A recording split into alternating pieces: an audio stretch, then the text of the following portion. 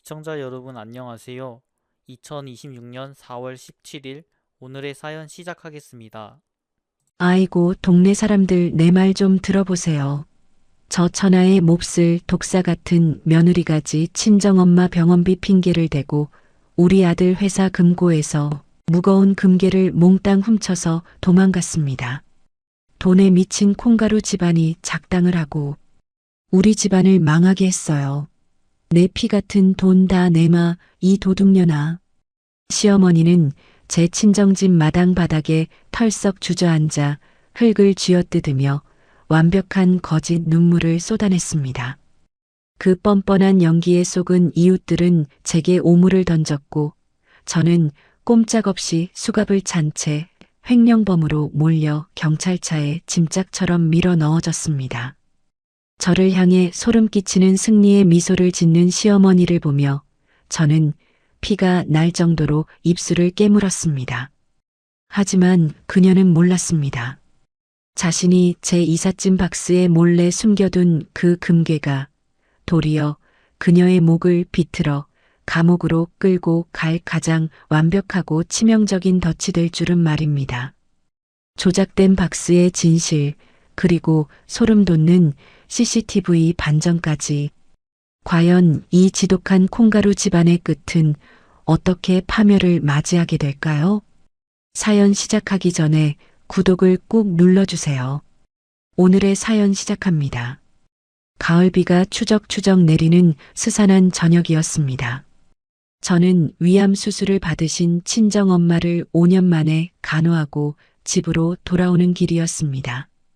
복도에 들어서자 서늘하고 축축한 공기가 뺨을 스쳤고 복도 끝에 자리한 60평대 고급 아파트의 육중한 철문이 유난히 차갑게 느껴졌습니다. 손끝이 미세하게 떨리는 것을 느끼며 저는 늘 누르던 비밀번호 6자리를 천천히 눌렀습니다. 하지만 삑삑거리는 경고음과 함께 붉은색 불빛이 번쩍이며 문은 열리지 않았습니다. 당황한 저는 비밀번호를 다시 3번이나 눌렀지만 결과는 똑같았습니다. 가슴이 철렁 내려앉으며 불길한 예감이 온몸을 감쌌습니다. 초인종을 조심스럽게 누르자 인터폰 화면 너머로 오말자의 날카롭고 서늘한 눈매가 나타났습니다. 오말자가 눈살을 잔뜩 찌푸리고는 손가락으로 인터폰 화면을 툭툭 치며 앙칼지고 차가운 목소리로 쏘아붙였습니다. 아이고 냄새야. 화면을 뚫고 병균 냄새가 여기까지 진동을 하네. 천박하고 가난한 콩가루 집안의 병균을 어디 감히 우리 귀한 아들 집에 옮겨올 생각을 해. 네 엄마 그 몹쓸 병 걸린 것도 다 돈 없고 지질이 궁상맞게 살아서 그런 거야. 어디서 재수없게 그 병균을 우리 집안에 들이려고 발악을 해? 어디서 근본 없는 집안에서 자라가지고 네 애미가 그 모양. 그 꼴이니까 너도 남의 집 귀한 아들 발목이나 잡는 거 아니야? 당장 그 더러운 발길 돌리지 못해? 저는 귀를 의심하며 현관문 손잡이를 꽉 움켜쥐었습니다. 제가 비에 젖어 덜덜 떨리는 목소리로 인터폰을 향해 애원하듯 말했습니다. 어머니, 갑자기 비밀번호는 왜 바꾸신 거예요? 저 지금 밖에서 비 쫄딱 맞았어요. 안에서 무슨 오해가 있으신지 몰라도 일단 문 좀 열어주세요. 들어가서 다 말씀드릴게요. 네. 오말자가 콧방귀를 세게 뀌며 입꼬리를 비죽거리고는 도끼 품은 목소리로 대답했습니다. 문, 기가 막혀서. 내가 미쳤다고 너 같은 물건한테 문을 열어주니? 넌 이제 우리 집안 며느리도 아니야. 넌 우리 집 식모. 그 이상도 이하도 아니었어. 친정 구석에 돈 나올 구멍 하나 없으면서 어디 감히 내 아들 피를 빨아먹으려고 들어. 내가 너 처음 봤을 때부터 알아봤다. 속옷 하나. 제대로 된 거 못 사 입는 주제에 감히 내 아들을 넘봐. 내가 네 방구석에 있는 퀴퀴한 옷가지며 촌스러운 잡동사니들 싹 다 쓰레기 봉투랑 택배 박스에 쑤셔 넣어서 벌써 네 친정집으로 붙여버렸다. 이제 단물 다 빠졌으니 쓰레기통에 버려지는 게 당연한 이치지. 동네 사람들 다 깨기 전에 썩 안 꺼져? 오말자의 그 말은 제 심장에 비수를 꽂는 것 같았습니다. 턱 근육이 경직되고 숨이 턱 막혀오면서 지난 5년 동안 시댁의 온갖 뒤치다꺼리를 도맡아 했던 제 헌신의 시간들이 산산조각 나는 기분이었습니다. 그때 엘리베이터 문이 열리며 퇴근한 강민환이 복도로 걸어 나왔습니다. 강민환은 흠뻑 젖은 제 모습을 마치 길거리의 벌레를 보듯 경멸하는 눈빛으로 위아래로 훑어보았습니다. 강민환이 미간을 잔뜩 구기며 손에 들고 있던 서류 봉투 하나를 제 얼굴을 향해 거칠게 집어던지며 악을 썼습니다. 아씨, 진짜 짜증나게. 피곤하게 일하고 퇴근하는 사람 기분 더럽게 왜 남의 집. 현관문 앞에서 청승맞게 물 뚝뚝 흘리며 궁상을 떨고 있어? 아, 네가 우리 집에 시집 와서 한 게 뭐가 있어? 매일 우거지상하고서 사람 기운이나 쫙쫙 빼놓고 내 사업에 방해만 되는 그 거지 같은 처가 구석이랑 당장 연 끊으라고 분명히 말했지? 내 말 귓등으로 듣더니 아주 잘 됐다. 핏줄 못 버리겠으면 깔끔하게 이혼 도장이나 찍어. 질척거리지 말고 내 눈앞에서 당장 치워. 서류 봉투가 제 뺨을 스치며 바닥에 떨어졌고 그 안에서 이혼 요구서가 삐져나왔습니다. 강민아는 넥타이를 거칠게 풀어헤치며 턱을 거만하게 치켜들고 덧붙였습니다. 우리 엄마가 널 사람 만들어주려고 얼마나 고생하셨는지 알아? 우리 엄마가 네 짐까지 아주 깔끔하게 다 빼줬으니 너는 그냥 껍데기 몸만 얌전히 꺼지면 되겠네. 그동안 우리 집에서 좋은 밥 얻어먹고 호강했으면 고마운 줄 알고 조용히 찌그러져. 넌 그냥 내 성공을 위해 잠시 거쳐가는 발판이었어. 나 이제 곧 상장회사 대표 될 사람이야. 너 같은 빈티나는 여자랑은 급이 다르다고. 더 이상 내 앞길 막지 말고 당장 썩 꺼져버려. 저는 바닥에 흩어진 서류와 제 발밑으로 내동댕이 쳐진 낡은 구두 한 켤레를 멍하니 내려다보았습니다. 눈시울이 붉어지고 시야가 흐려졌지만 이내 제 입가에는 비릿하고 서늘한 조소가 번졌습니다. 그들은 아주 치명적인 사실을 까맣게 모르고 있었습니다. 지금 오말자가 거들먹거리며 깔고 앉아 있는 이 60평대 최고급 아파트의 실소유주가 바로 저라는 사실을 말입니다. 그리고 강민환이 떵떵거리며 굴리는 그 법인 회사의 알짜, 자금줄과 수십억 원대 대출의 연대보증인 역시 전부 제 명의로 되어 있었습니다. 저는 눈물을 등 뒤로 감추고 바닥에 뒹구는 낡은 구두를 조용히 주워들었습니다. 떨리던 손끝은 어느새 차갑게 굳어 있었고 머릿속은 얼음장처럼 냉철해졌습니다. 저는 오말자와 강민환을 향해 단 한마디의 대꾸도 하지 않고 곧바로 뒤돌아 엘리베이터에 올랐습니다. 택시에 올라타 시댁의 관할 구역을 벗어나는 동안 창밖으로 쏟아지는 비를 바라보며 저는 철저한 복수를 다짐했습니다. 나를 길거리로 내몰았으니 너희들도 똑같이 맨몸으로 길바닥에 나앉게 만들어주마. 친정집 마당에 도착하자 비에 젖어 축 늘어진 거대한 이삿짐 박스 3개가 덩그러니 나뒹굴고 있었습니다. 박스 위에는 오말자의 삐뚤빼뚤한 글씨로 제 이름이 적혀 있었습니다. 저는 그 박스들을 뜯어보지도 않은 채 친정집 마당 한 구석에 있는 어둡고 습한 창고로 묵묵히 밀어 넣었습니다. 먼지가 자욱한 창고 바닥에 박스를 밀어 넣는 제 양팔에는 시퍼런 멍이 들 정도로 힘이 들어가 있었습니다. 친정엄마가 깰까봐 발소리를 죽인 채 방으로 들어온 저는 밤을 새워 반격의 계획을 세우기 시작했습니다. 책상 위에 강민환 회사의 최신 재무제표와 은행 대출 약정서, 그리고 아파트 등기부등본을 일렬로 펼쳐 놓았습니다. 방 안에는 서류 넘기는 소리만이 건조하게 울려 퍼졌습니다. 저는 형광펜을 쥐고 제가 즉시 회수할 수 있는 자금의 규모와 기한을 분 단위로 철저하게 계산했습니다. 강민환의 회사는 현재 단기 유동성 자금이 극도로 부족한 상태였습니다. 제가 연대보증을 철회하는 순간 주거래 은행은 즉각적으로 10억 원의 대출금 일시 상환을 요구할 것이 명백했습니다. 은행의 상환 압박이 들어오면 강민환의 회사는 당장 내일 돌아오는 어음조차 막지 못해 하루아침에 부도를 맞게 될 것입니다. 백업 플랜으로 저는 법인 카드와 제 명의로 연결된 모든 신용카드의 한도를 0원으로 축소하고 사용 정지 신청을 예약해 두었습니다. 창밖으로 여명이 밝아오며 푸스름한 아침 공기가 방 안으로 스며들었습니다. 저는 밤새 충혈된 눈을 비비며 겉옷을 챙겨 입었습니다. 오전 9시 정각 주거래 은행의 셔터가 올라가자마자 저는 첫 번째 고객으로 은행 문을 열고 들어갔습니다. 은행 특유의 차갑고 소독약 냄새 섞인 공기가 제 폐부를 채웠습니다. 기업 여신 담당자의 책상 앞에 앉은 저는 가방에서 준비해 온 서류 뭉치를 꺼내 단호하게 내려놓으며 말했습니다. 강민환 법인 대출에 설정된 제 명의의 연대보증과 담보 제공을 지금 당장 전면 철회해 주세요. 단 1원도 남김없이 전부 다 걷어들릴 겁니다.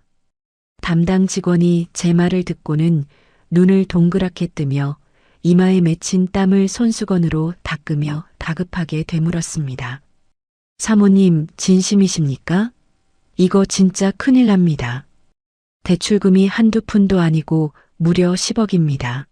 이렇게 갑자기 보증을 전부 철회하시면 본점 여신팀에서 바로 비상 걸리고 대표님 법인 계좌 싹 다 압류 들어갑니다.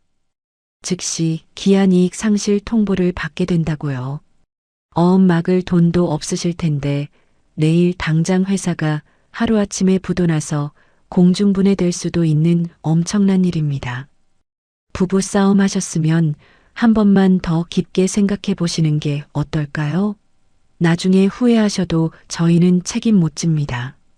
저는 차가운 미소를 지으며 입꼬리를 살짝 올리고는 담당 직원의 흔들리는 눈을 똑바로 쳐다보며 또렷하게 말했습니다. 네, 아주 잘 알고 있습니다. 그 회사가 내일 당장 망하든 말든 이제 저와는 아무 상관없는 일입니다. 모든 불이익과 빚더미는 그 사람이 전부 감당할 테니 제 걱정은 마시고 한치의 오차도 없이 지금 당장 철회 절차를 밟아주세요. 도장은 여기 있습니다. 은행에서 보증 철회 확인서를 받아든 저는 지체 없이 다음 목적지로 향했습니다. 지역에서 피도 눈물도 없기로 악명 높은 갭 투자자가 운영하는 낡은 부동산 중개업소였습니다. 매캐한 담배 냄새가 진동하는 중개업소 문을 열고 들어가자 험상궂은 인상의 갭 투자자가 소파에 비스듬히 기대앉아 저를 쳐다보았습니다.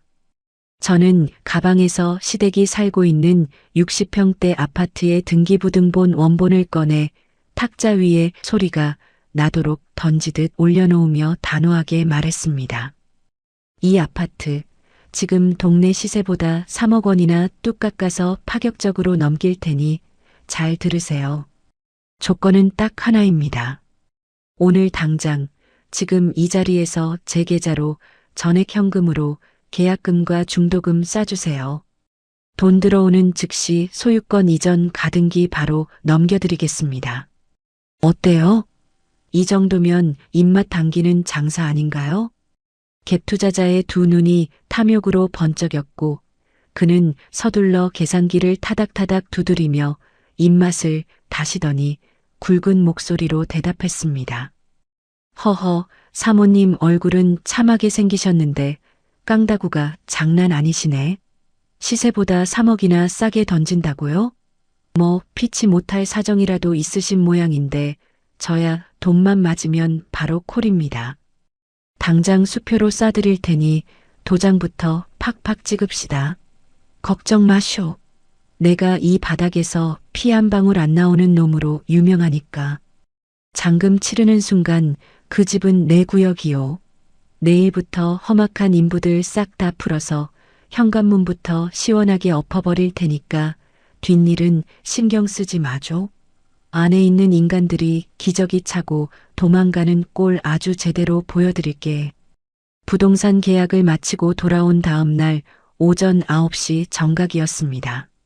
아침 햇살이 눈부시게 쏟아지는 창밖의 풍경과 달리 제 마음속은 서늘한 얼음장처럼 차분하게 가라앉아 있었습니다. 강민환의 회사 재무팀 사무실에는 정막을 깨고 팩시밀리 기계가 요란하게 돌아가며 종이 한 장을 뱉어냈습니다. 그것은 주거래 은행에서 발송한 연대보증인 이탈 및 담보 신탁 해지를 이유로 한 기한 이익 상실 통보서였습니다. 만기 전 대출금 10억 원을 당장 일시 상환하라는 청천벽력 같은 내용이었습니다. 회장실에서 거드름을 피우며 최고급 수입 원두로 내린 커피를 마시던 강민아는 재무팀장이 사색이 되어 들고 온 팩스 용지를 보고 손에 들고 있던 커피잔을 바닥에 떨어뜨렸습니다. 쨍그랑하는 날카로운 소리와 함께 뜨거운 커피가 최고급 페르시아 카펫을 시커멓게 물들였습니다. 강민환이 핏발선 눈으로 재무팀장의 멱살을 거칠게 틀어주며 악을 썼습니다. 이게 도대체 무슨 소리야? 내가 어제까지만 해도 지점장하고 웃으면서 통화했는데 갑자기 10억을 당장 갚으라니. 너 일 똑바로 안 해? 재무팀장은 덜덜 떨리는 목소리로 강민환의 손을 떼어내려 애쓰며 다급하게 대답했습니다. 사모님께서 어제 아침에 은행에 직접 찾아가서 연대보증이랑 담보 제공을 전부 철회하셨답니다. 대표님, 당장 내일 막아야 할 어음 결제 대금도 싹 다 동결됐습니다. 우리 회사 이제 끝났습니다.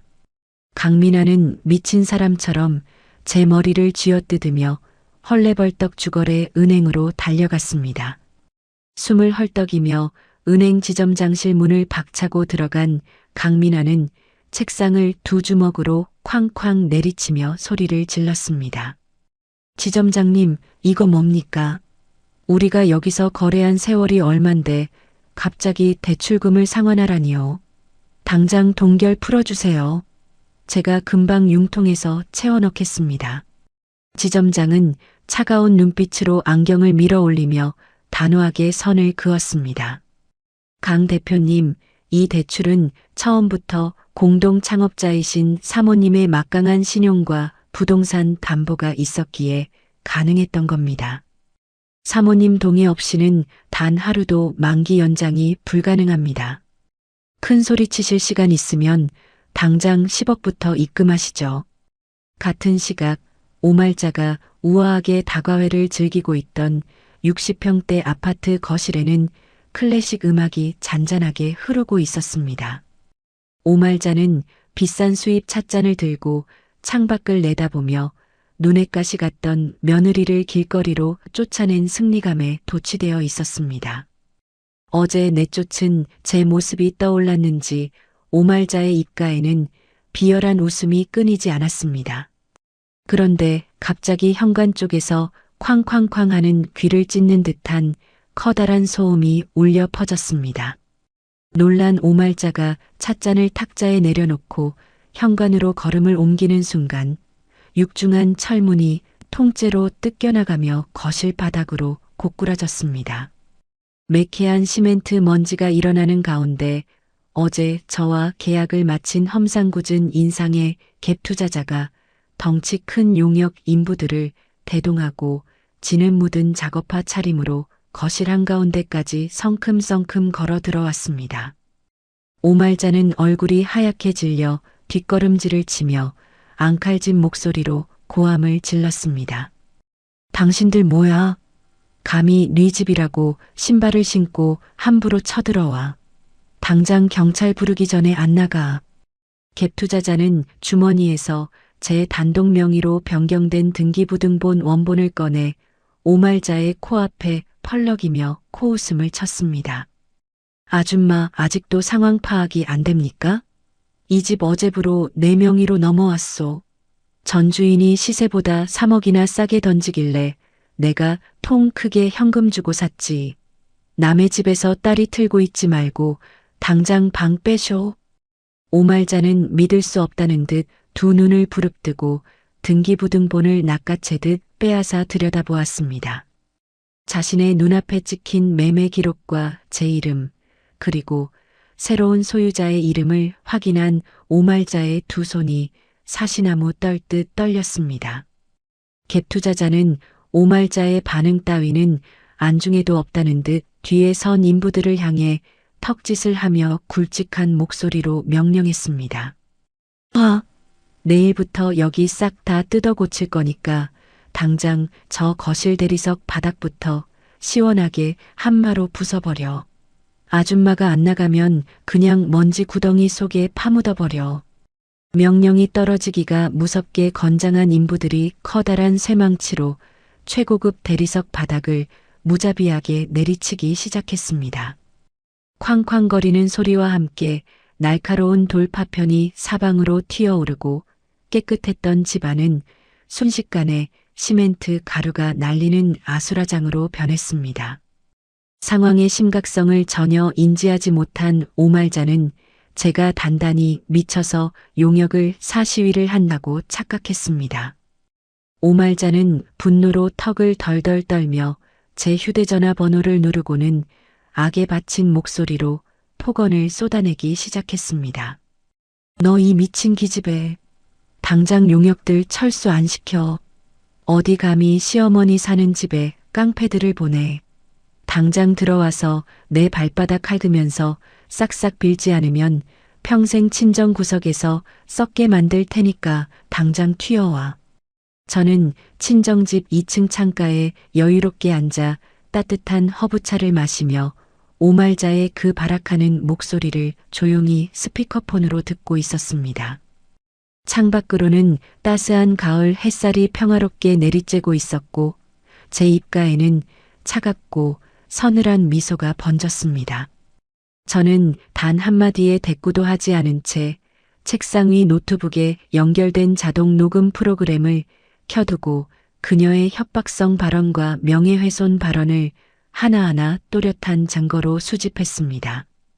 오말자의 숨 넘어가는 소리가 스피커를 뚫고 나오는 동안 저는 지난 5년간 이 식구들에게 당했던 모멸감과 식모 취급당하던 서름이 핏줄을 타고 시원하게 씻겨 내려가는 짜릿한 카타르시스를 느꼈습니다. 전화기 너머로는 인부들이 고급 장식장을 때려 부수는 소리와 오말자의 비명이 어지럽게 뒤섞여 들려왔습니다.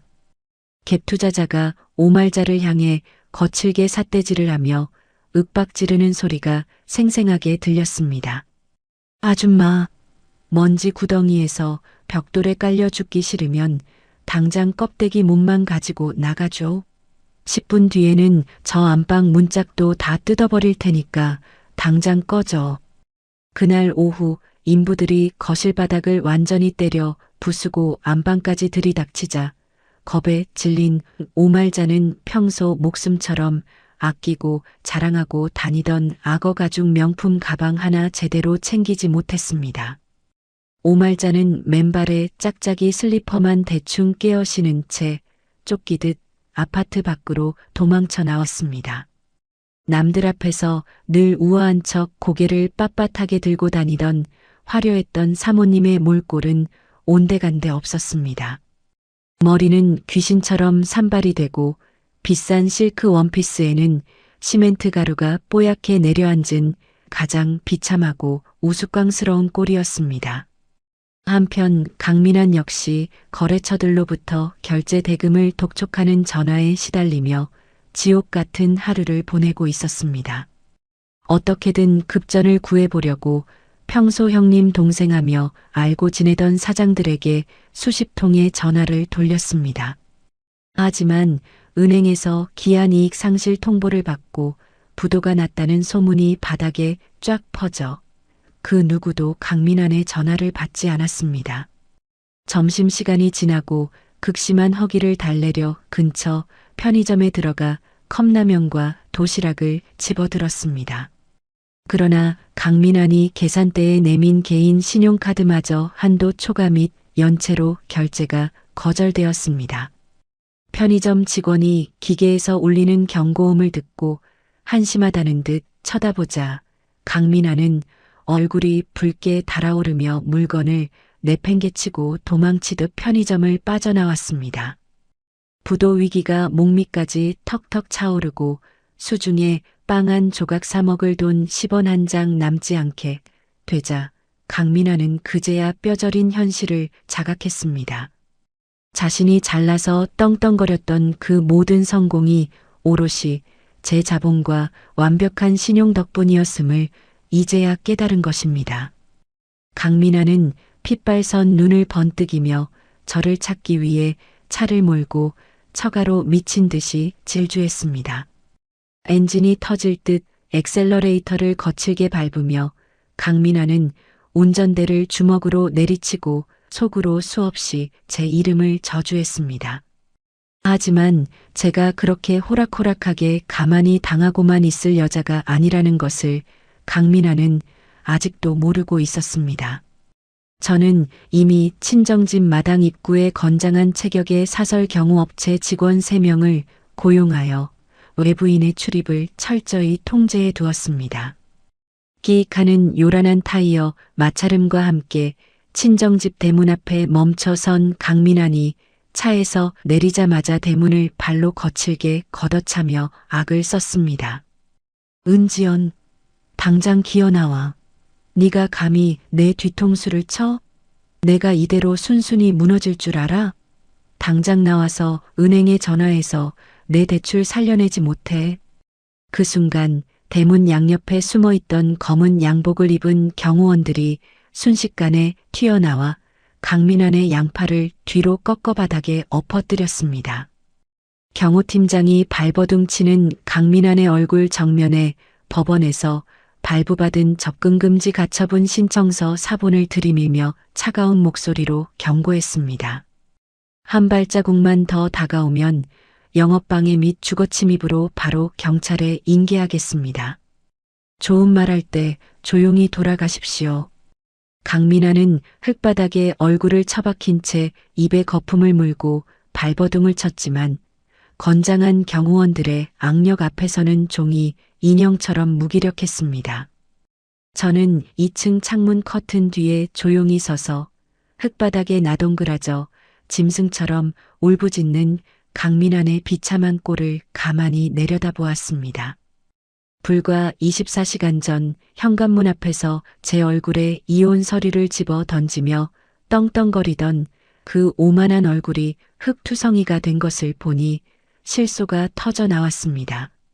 제 가슴 깊은 곳에서부터 뜨거운 덩어리가 울컥 치밀어 올랐지만 그것은 슬픔이 아니라 제가 제 손으로 쟁취해낸 완벽한 승리감에서 오는 환희였습니다. 오늘 단 하루 만에 그 잘나고 고상한 척하던 시댁 식구들은 제가 치밀하게 짜놓은 거미줄에 걸려 완벽하게 숨통이 끊어지기 직전이 되었습니다. 하지만 저는 창틀을 쥔 손에 더욱 힘을 주었습니다. 이것은 제가 준비한 복수의 아주 작은 서막에 불과했습니다. 거센 폭풍우가 몰아치듯 강민환의 회사가 공중분해되기 시작한 지 3일이 지났습니다. 창밖으로는 추적추적 내리는 가을비가 세상의 모든 온기를 앗아가는 듯 스산하게 흩뿌리고 있었습니다. 어음 부도를 막지 못해 결국 1차 부도 처리를 맞은 강민환의 법인 사무실은 채권자들의 고성과 욕설로 아수라장이 되었습니다. 성난 채권자들은 사무실 문을 부수고 들어와 강민환의 최고급 책상부터 정수기, 심지어 그가 애지중지하던 수입산 골프채에까지 붉은색 압류 딱지를 덕지덕지 붙였습니다. 얼굴이 불그락푸르락해진 채권자 하나가 강민환의 멱살을 거칠게 틀어주며 악을 썼습니다. 강민환, 너 이 자식 당장 내 돈 내놔. 내 피 같은 돈 다 어쩌고 하루아침에 부도를 내. 당장 내 돈 토해내지 않으면 너 쥐도 새도 모르게 산채로 파묻어버릴 줄 알아. 강민아는 극심한 두려움에 사시나무 떨듯 떨며 채권자의 손을 간신히 뿌리치고 야반도주하듯 비상계단을 타고 건물 밖으로 도망쳤습니다. 갈 곳을 잃은 강민아는 빚쟁이들의 눈을 피해 동네 구석에 있는 아주 허름하고 낡은 찜질방으로 숨어들었습니다. 찜질방 문을 열자마자 퀴퀴한 땀 냄새와 눅눅하고 불쾌한 곰팡이 냄새가 코를 찔렀습니다. 강민아는 구역질을 억지로 참으며 사람들이 코를 골고 있는 캄캄한 수면실 구석으로 기어들어가 몸을 웅크렸습니다. 같은 시각 오말자 역시 며느리 명의의 아파트에서 맨몸으로 쫓겨난 뒤 갈 곳이 없어 동네 찜질방을 전전하고 있었습니다. 평생을 최고급 스파와 백화점 VIP 라운지만 다니던 오말자에게 수건 한 장 제대로 말라있지 않은 동네 찜질방 바닥은 끔찍한 지옥이나 다름없었습니다. 수면실 구석에서 덜덜 떨며 앉아있던 오말자는 어둠 속에서 익숙한 실루엣을 발견하고 소스라치게 놀라 다가갔습니다. 거기 누구야? 민환이 맞니? 아이고, 내 새끼 몰골이 이게 도대체 무슨 일이야? 강민아는 귓가에 들리는 어머니의 목소리에 번쩍 고개를 들었습니다.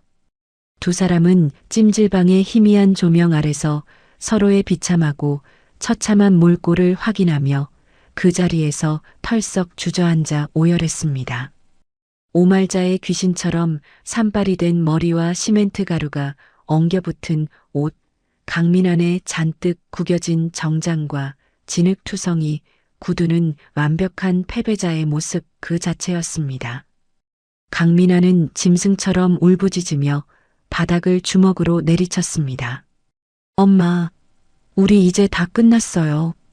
은지연 그 독한 년이 대출이랑 보증을 싹 다 끊어버렸다고요. 내 회사 이제 완전 망했어요. 두 모자는 차가운 장판 바닥에 주저앉아 서로를 부둥켜 안고서야 모든 상황을 쥐고 흔드는 사람이 자신들이 벌레 취급했던 저라는 사실을 뼈저리게 인지하며 짙은 절망의 늪에 빠졌습니다. 다음 날 아침 일찍 저는 서류 가방을 챙겨 들고 시내에서 가장 유명한 이혼 전문 변호사 사무실을 방문했습니다. 비 온 뒤 맑게 갠 아침 하늘처럼 제 머릿속은 단 하나의 잡념도 없이 투명하고 냉철하게 빛나고 있었습니다. 변호사 사무실의 묵직한 마호가니 책상 위에 저는 그동안 치밀하게 모아둔 증거들을 일목요연하게 펼쳐놓았습니다. 오말자가 쏟아낸 폭언 녹취록, 강민환의 경제적 무능력과 횡령 정황, 그리고 혼인 파탄의 귀책 사유를 명백하게 입증할 모든 금융 자료들이었습니다. 저는 재산 분할 방어와 거액의 위자료 청구 소장 작성을 지시하며 변호사의 눈을 똑바로 쳐다보고 단호하게 말했습니다. 단 1원의 양보도 없이 저들의 숨통을 완벽하게 끊어낼 수 있는 최고 수위로 소송을 진행해 주세요. 제 재산은 단 한 푼도 뺏기지 않을 겁니다. 소장을 정식으로 접수한 직후 저는 법원 앞 휴게실 의자에 여유롭게 앉아 며칠 동안 일부러 꺼두었던 제 스마트폰 전원을 켰습니다.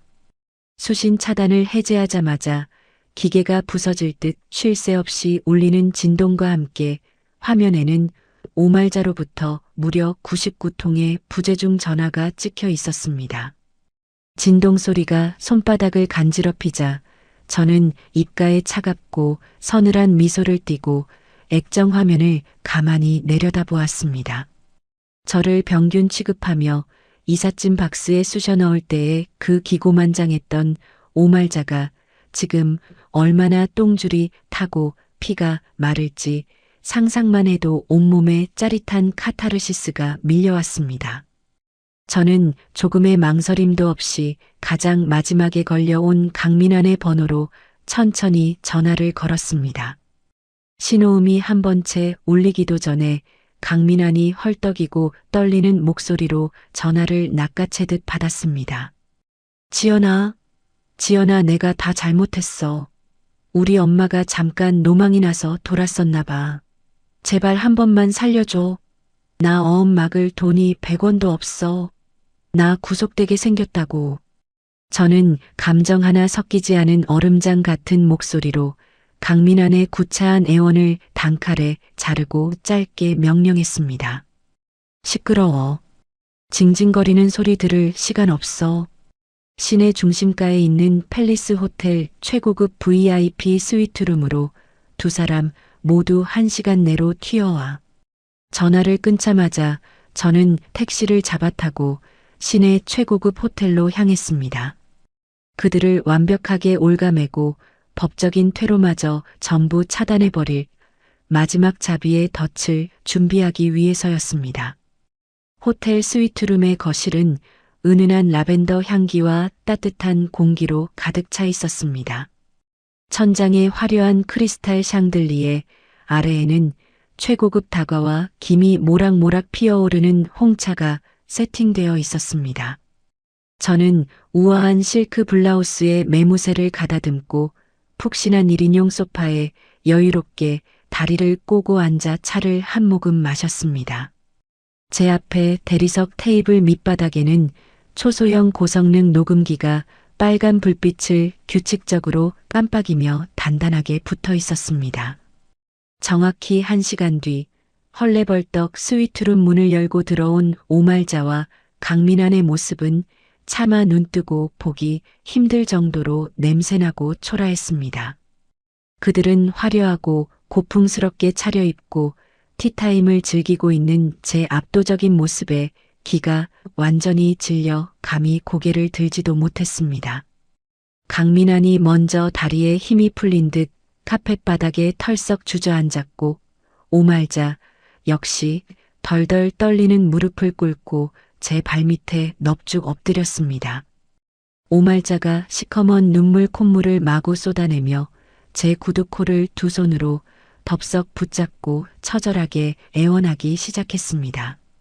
아이고 며느리야, 내가 미쳤지. 내가 늙어서 아주 단단히 미치고 노망이 났었나 봐.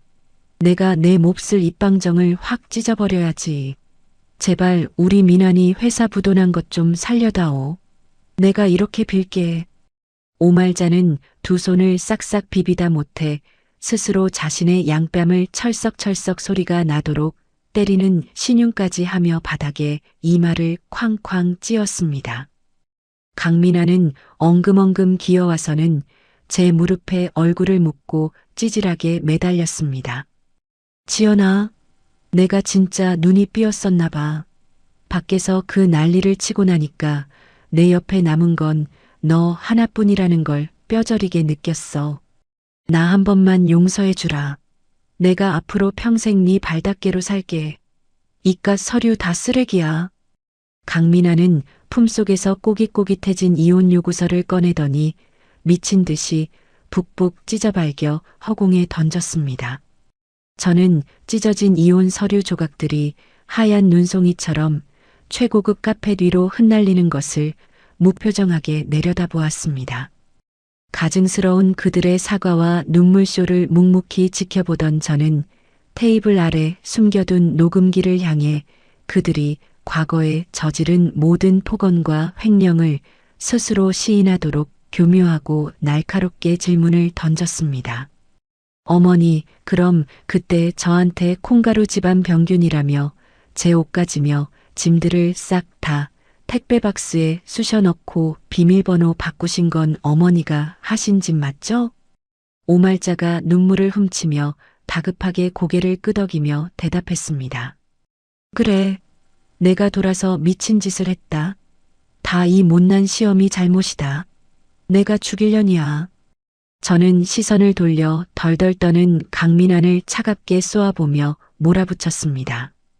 강민환, 너 법인 자금 몰래 빼돌려서 회사에 수억 원짜리 비자금 장부 만든 것도 내가 영영 모를 줄 알았어? 강민환이 하얗게 질린 얼굴로 손사래를 치며 횡설수설 변명을 쏟아냈지만 이미 그의 입에서는 치명적인 자백이 튀어나오고 있었습니다. 그래, 그거 내가 쓴 거 맞아. 하지만 다 우리 가족 잘 살아보려고 거래처 사람들 만나면서 영업비로 쓴 거야. 지연아, 한 번만 눈 감아줘. 나 구속되면 우리 다 끝이잖아.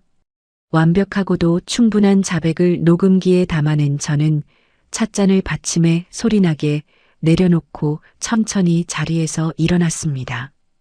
저는 서늘한 눈빛으로 바닥에 엎드린 채 저를 올려다보는 그들을 내려다보며 가방에서 미리 준비해 둔 두툼한 서류 뭉치를 꺼냈습니다. 그리고 그 서류를 대리석 테이블 위로 무심하고 거칠게 툭 던졌습니다. 그것은 제가 청구한 거액의 위자료와 남편 회사에 남은 법인 자산, 그리고 시댁 명의로 남은 껍데기뿐인 부동산의 지분까지 모조리 제 명의로 귀속시킨다는 합법적인 합의서였습니다.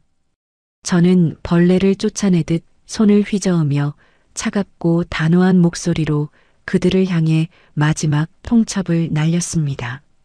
변명은 그쯤에 해. 당장 이 서류에 지장 찍고 서명해. 안 그러면 너희 둘 다 내일 아침 당장 횡령죄랑 명예훼손으로 감옥에서 썩게 만들어줄 테니까. 호텔 스위트룸의 화려하고 커다란 샹들리에 불빛 아래 제가 내던진 합의서는 대리석 테이블 위에서 싸늘한 경고장처럼 놓여 있었습니다. 강민아는 벌벌 떨리는 손을 뻗어 두툼한 합의서를 집어들고는 빽빽하게 적힌 글씨들을 더듬더듬 훑어내려갔습니다. 재산 분할 비율 0%, 법인 자녀 자산 전액 즉시 양도, 그리고 거액의 위자료 청구 조항까지. 그 합의서는 강민환의 인생을 완벽하게 파멸시키고 영원히 일어서지 못하게 만드는 끔찍한 사형 선고나 다름없었습니다. 강민환은 핏발선 두 눈을 부릅뜨고 저를 쏘아보며 이대로면 자기는 평생 빚쟁이로 길거리에서 자야 한다며 서류를 구겨쥐고 목에 핏대를 세우며 소리쳤습니다. 은지연, 너 단단히 미쳤어. 내가 아무리 홧김에 잘못했어도 그렇지. 어떻게 내 인생을 통째로 뺏으려고 들어. 내가 번 돈인데 왜 네가 다 가져가. 절대 이딴 서류에 도장 못 찍어. 차라리 법대로 해. 저는 기다렸다는 듯 입가에 서늘한 미소를 지으며 가방 지퍼를 열고 아주 두툼한 갈색 봉투 하나를 꺼냈습니다. 그리고는 강민환의 오만방자한 얼굴 정면을 향해 그 봉투 안에 든 것들을 거칠고 무자비하게 흩뿌려 버렸습니다. 수십 장의 결제 내역서와 카드 영수증들이 하얀 눈송이처럼 공중을 흩날리며 최고급 카펫 위로 어지럽게 쏟아져 내렸습니다. 그것은 강민환이 과거 법인 카드를 사적으로 유용하여 불법 템프로 유흥업소와 명품관에서 수천만 원씩 긁어댄 내역이었습니다. 게다가 내연녀로 의심되는 여자와 주말마다 시내 최고급 호텔 스위트룸을 들락거린 카드 명세서들이 빨간 펜으로 동그라미 쳐진 채 낱낱이 기록되어 있었습니다. 카펫 위로 쏟아진 영수증들 중 하나를 집어든 오말자는 그 엄청난 액수에 숨이 턱 막히는 듯 가슴을 부여잡고 헐떡였습니다. 아이고 맙소사. 한 번에 2천만 원을 긁었어? 민환이 이 미친놈아. 네가 회사 돈을 이렇게 물쓰듯 썼단 말이냐. 비자금 유용과 더러운 불륜 정황까지 한치의 오차 없이 완벽하게 파악하고 있는 제 치밀함에 강민환은 사시나무 떨듯 무릎을 꿇고 덜덜 떨기 시작했습니다. 강민환의 얼굴은 종이장처럼 하얗게 질렸고 턱 근육이 스스로 통제할 수 없을 정도로 파르르 떨리며 침까지 질질 흘렸습니다. 오말자는 아들의 파렴치한 횡령 사실이 백일하에 드러나자 이대로 가다간 자기 아들이 당장 내일 쇠고랑을 차고 감옥에 가게 될 것이 뻔하다는 생각에 완전히 이성을 잃었습니다. 오말자는 서둘러 바닥에 나뒹구는 합의서를 주워들고는 강민환의 멱살을 쥐어 흔들며 미친 듯이 윽박질렀습니다. 이 등신아, 당장 지장 안 찍어. 너 깜빵에서 평생 썩어 문드러지는 꼴 보고 싶어서 그래. 당장 내일 구속될래. 빨리 지장 찍어 이 미련한 놈아. 강민아는 어머니의 매서운 손길과 제 서늘한 눈빛에 밀려 결국 눈물을 뚝뚝 흘리며 합의서 곳곳에 지장을 꾹꾹 눌러 찍었습니다. 모든 서류에 선명하고 붉은 도장이 찍히는 순간 저는 탁자 위로 조용히 서류들을 걷어모아 가방에 챙겨 넣었습니다. 저는 여유롭게 호텔 룸서비스 전화기를 들어 수화기를 입에 대고 바닥에 엎드린 그들에게 가장 싼 샌드위치 하나를 적선하듯 주문했습니다. 네, 여기 가장 저렴한 에그 샌드위치 하나만 올려주세요. 먹다 남은 찌끄러기라도 상관없습니다. 전화를 끊자마자 저는 룸서비스가 도착하기도 전에 미련 없이 핸드백을 챙겨 들고 방을 나서며 그들과의 일방적이고 압도적인 협상을 완전히 종료했습니다.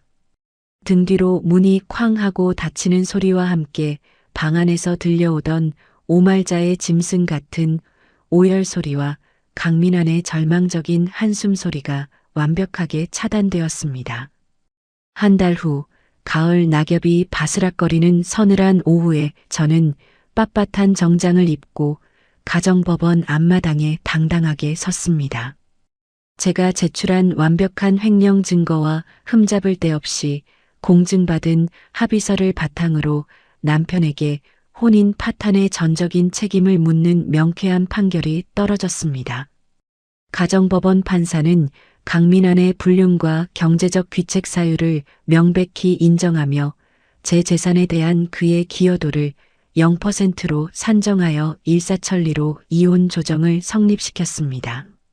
법원 정문을 나서는 제 발걸음은 하늘을 나는 깃털처럼 가벼웠고 가슴속을 짓누르던 커다란 바위가 뻥 뚫리며 시원하게 치워진 듯 숨통이 제대로 트였습니다. 지난 5년간 저를 무급식모 취급하며 옥죄고 가스라이팅했던 시댁이라는 지독한 족쇄에서 완벽하고 영원하게 해방된 가슴 벅찬 순간이었습니다.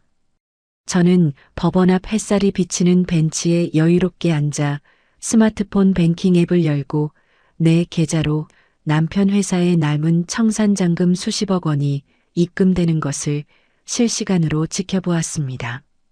숫자 0이 수없이 찍힌 묵직하고 거대한 잔고를 확인하는 제 입가에는 저절로 짜릿하고 깊은 승리의 미소가 번졌습니다. 완전히 알거지가 되어 땡전 한 푼 건지지 못한 오말자와 강민환은 철거 직전에 달동네 지하 단칸방으로 쫓겨나 매일 폐지를 줍고 건설 현장 일용직을 전전하며 구차하게 연명하는 처지가 되었습니다. 저는 제가 고용한 최고급 사설 탐정을 통해 일주일에 한 번씩 정기적으로 그들의 비참하고 궁상맞은 근황 사진을 보고받으며 고급 커피를 마시는 승리의 여유를 만끽했습니다. 그동안 시댁 식구들의 끝없는 갑질에 시달리느라 제대로 돌보지 못했던 친정엄마의 병간호에 전념하며 평화롭고 따뜻한 일상을 완벽하게 되찾았습니다. 제 명의로 온전히 되찾은 거대한 자산들을 우량 주식과 알짜배기 상가, 부동산에 영리하게 분산 투자하며 저는 저만의 경제적인 기반을 바위처럼 더욱 단단하게 다졌습니다. 3개월 전 비 오는 날 처참하게 쫓겨나던 그날 밤 덜컹거리는 택시 안에서 혹시나 하는 마음에 제 스마트폰과 연동된 시댁 거실의 홈 CCTV 영상을 클라우드에 몰래 영구 저장해 두었던 것이 떠올랐습니다. 가끔 밤에 잠이 오지 않을 때면 그 영상을 재생하며 제 옷가지를 박스에 우겨 넣어 던지던 오말자의 악독한 표정을 뚫어지게 쳐다보았습니다. 그 영상을 볼 때마다 제 마음속에 남아있던 아주 작은 미련과 일말의 동정심마저 완벽하게 끊어내고 마음을 차갑게 무장할 수 있었습니다. 그렇게 3개월의 고요하고 달콤한 시간이 흐르고 모든 복수가 완벽하게 내 통쾌한 승리로 영원히 끝났다고 믿었습니다. 따뜻한 아침 햇살을 맞으며 평소 꿈꿔왔던 제 이름으로 된 대형 인테리어 쇼룸 사업을 구상하기 위한 시장 조사와 개업 준비에 행복한 박차를 가하고 있었습니다. 한편 그 시각 달동네의 햇빛조차 한 줌 들지 않는 축축한 지하 단칸방에서는 썩은 곰팡이 냄새와 호라비 냄새가 역겹게 코를 찌르고 있었습니다. 벽지에 시커멓게 핀 곰팡이를 독사처럼 노려보며 오말자는 분노로 턱을 부들부들 떨며 더러운 이불자락을 신경질적으로 쥐어뜯고 있었습니다. 강민아는 먹다 남은 컵라면 용기를 바닥에 발로 거칠게 걷어차며 자신이 이렇게 거지꼴이 된 것이 모두 제 독한 복수 탓이라며 매일 밤 싸구려 소주에 찌들어 악을 썼습니다. 은지연, 이 악독한 기집애, 내가 이대로 죽을 줄 알아. 내 돈 내놔. 오말자의 퀭하게 파인 눈동자에는 저를 기어이 지옥으로 끌어내려 파멸시키기 위한 최후의 발악이자 가장 악랄하고 소름 끼치는 음모가 독버섯처럼 스멀스멀 피어오르고 있었습니다. 그녀는 3개월 전 저를 길거리로 내쫓을 때 내 헌 옷가지와 함께 친정으로 붙여버렸던 그 거대한 택배 박스들의 얽힌 치명적인 비밀을 번뜩 떠올렸습니다. 입가에 섬뜩하고 기괴한 미소를 길게 띠며 오말자는 자리에서 벌떡 일어나 먼지 쌓인 구겨진 코트를 서둘러 챙겨 입었습니다. 오말자는 바닥에 널브러져 자고 있는 강민환의 손목을 낚아채듯 끌고 비틀거리는 걸음으로 지역관할 경찰서의 경제범죄수사팀으로 곧장 무거운 발걸음을 옮겼습니다. 기다려라 은지연. 네가 가져간 내 돈, 이 박스 하나로 다 토해내게 만들어주마. 다음 날 아침 8시 정각이었습니다. 가을의 맑고 따뜻한 햇살이 친정집 마당을 평화롭게 비추고 있었고 부엌에서는 친정엄마가 드실 고소한 전복죽 냄새가 은은하게 퍼지고 있었습니다. 저는 앞치마를 두르고 국자를 저으며 평온한 아침을 맞이하고 있었습니다. 그런데 밖에서 요란하고 날카로운 사이렌 소리가 고막을 찢을 듯이 울려 퍼지기 시작했습니다.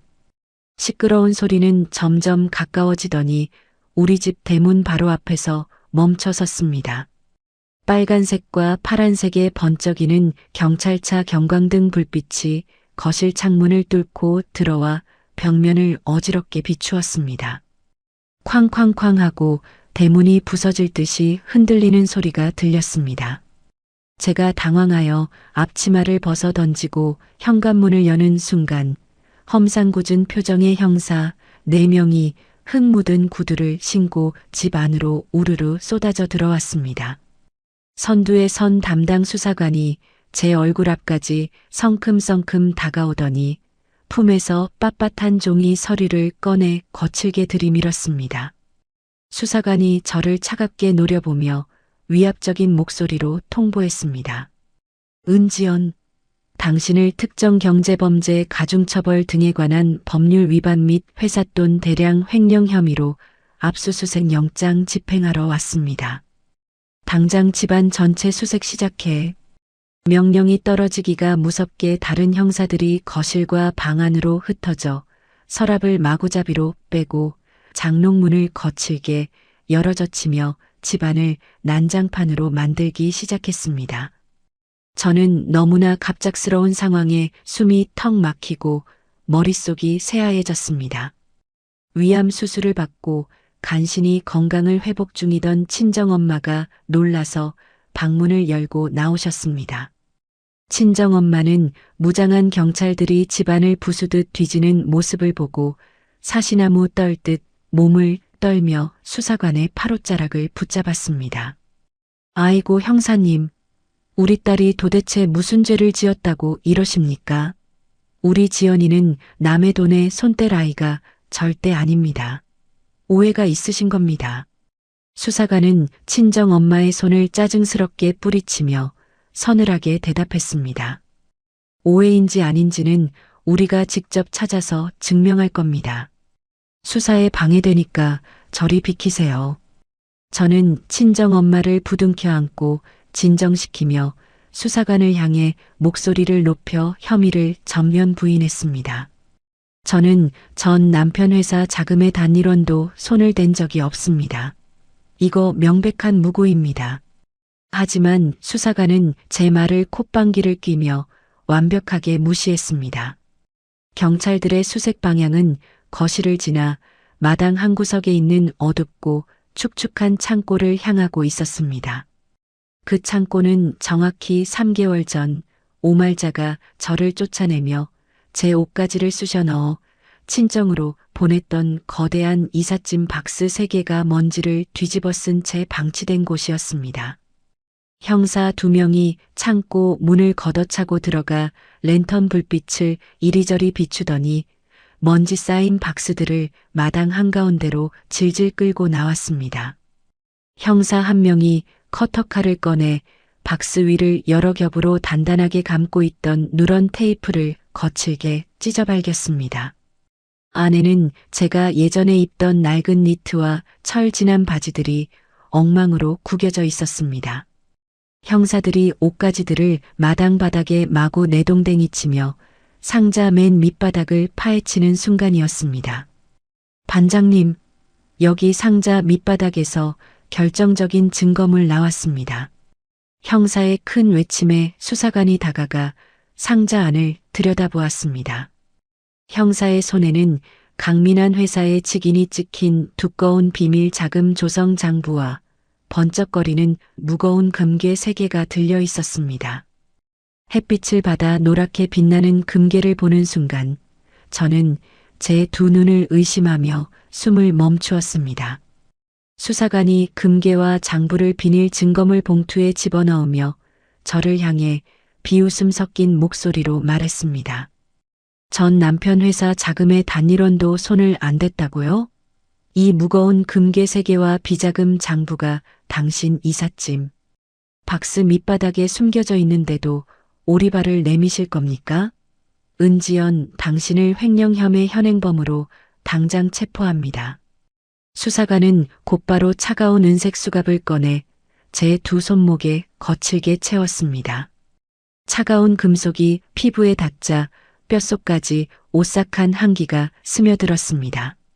현장에서 명백한 금괴가 쏟아져 나오는 것을 2 눈으로 직접 목격한 친정엄마는 컥 하는 소리와 함께 2 눈이 뒤집히며 그 자리에서 실신하고 말았습니다.